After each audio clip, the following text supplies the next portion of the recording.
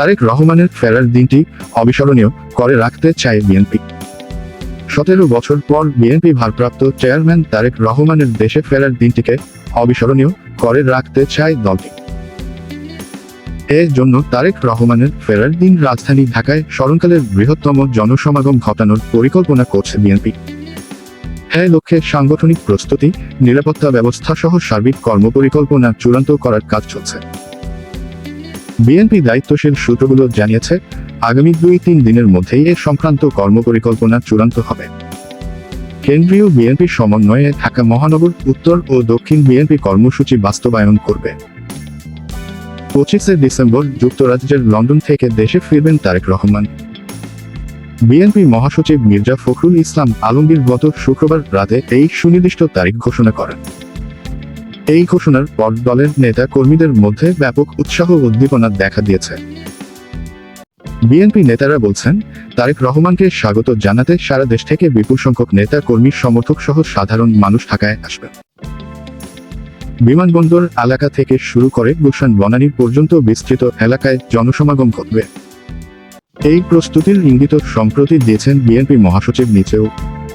গত বৃহস্পতিবার ঢাকায় এক দলীয় অনুষ্ঠানে তিনি বলেন, তারেক রহমান যেদিন বাংলাদেশ পা দেবেন সেদিন যেন সারা বাংলাদেশ কেঁপে ওঠে।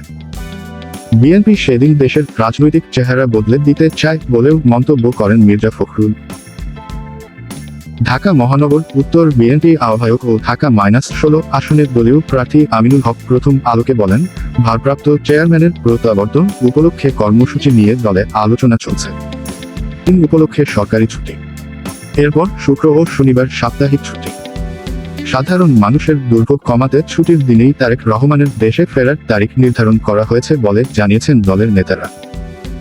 তারেক রহমানের আগমন ঘিরে নিরাপত্তা বিষয়টিকে সর্বোচ্চ গুরুত্ব দিচ্ছে বিএনপি। এ লক্ষ্যে বিএনপি চেয়ারপারসন খালেদা জিয়ার নিরাপত্তায় নিয়োজিত চেয়ারপারসন সিকিউরিটি ফোর্স সিএসএফ পুনর্গঠন করা হয়েছে। সিএসএফ এর সদস্য সংখ্যা বাড়ানো হয়েছে।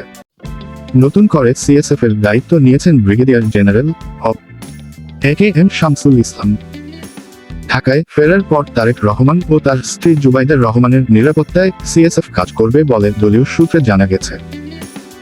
তারেক রহমানের দেশে ফেরাকে দলের জন্য একটি ঐতিহাসিক ও আবেগঘন ঘটনা হিসেবে দেখছেন বিএনপি নেতাকর্মীরা।